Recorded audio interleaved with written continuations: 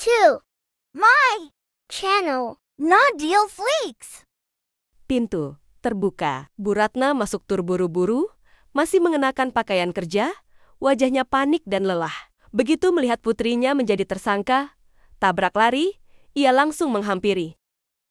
Debbie, ya Tuhan. Kamu kenapa, Reno? Apa maksud semua ini? Kenapa tiba-tiba Debbie jadi tersangka? Tanya sendiri sama anak kamu. Tanyakan, kenapa dia dorong adik tirinya sampai nyaris mati di jalan.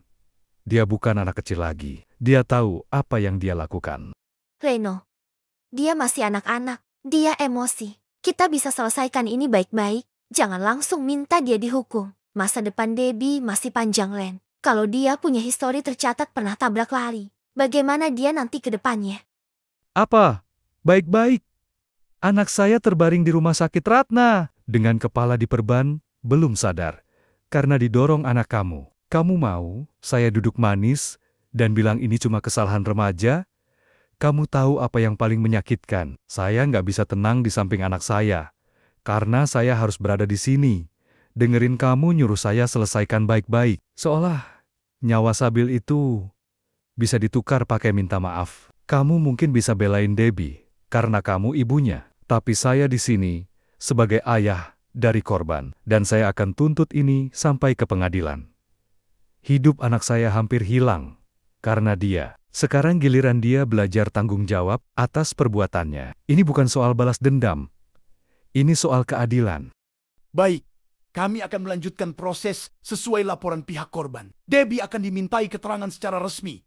Dan berkas akan diteruskan ke kejaksaan. Kalau ada upaya damai, harus melalui jalur mediasi hukum. Nina, sumpah ya aku masih syok. Aku barusan banget dapat info dari temen. Katanya si Debbie yang dorong Sabil ke jalan terus ketabrak. Permasalahannya cuma karena Sabil ngajak anak angkatan ke vilanya. Si Debbie nggak terima Sabil jadi spotlight. Padahal kan nggak ada yang ngecengin Debbie miskin juga. Ya, emang dasar insecure akut kali ya. Orang ngeliat Sabil keren dikit, langsung meledak. Padahal ya, siapa sih yang ngecengin Debbie miskin? Kagak ada juga. Bener-bener cuman gara-gara spotlight pindah. Langsung main dorong. Nggak dikasih lampu panggung. Malah dorong orang ke jalan. Literally, fix sih. Ini bukan drama sekolah lagi. Ini thriller psikologis. Sumpah serem banget kalau harus berteman sama dia. Nextnya mungkin kita korbannya. Dan lucunya, itu villa juga bukan ide Sabil. Ayahnya sendiri yang bikin acara. Tapi ya, kalau emang mental spotlight hunter, siapapun yang dapat sorotan duluan pasti dianggap musuh. Sesampainya di rumah sakit, tirai terbuka pelan. Hani dan Nina masuk untuk menjenguk Sabil. Zombinya udah bangun juga ternyata. Iya, masih hidup. Tapi versi patah tulang. Kita kira kamu bakal amnesia, terus tiba-tiba lupa siapa Debbie. Kamu trending, Bill. Bahkan Bu Wali kelas sampai nangis tadi pagi pas dengar kamu sadar. Wah, enak tuh. Langsung aku reset otak aja. Aku aja masih nggak percaya bisa masuk berita angkatan kayak begini. Ya jelas lah masuk berita angkatan, Bill. Kamu bukan cuma ketabrak. Kamu juga jadi korban utama drama mantan anak tiri. Gak rela spotlight pindah. Judulnya udah kayak sinetron. Aduh, jangan bikin gue ketawa. Tulang gue protes. Gue nggak nyalahin siapa-siapa sih sebenarnya.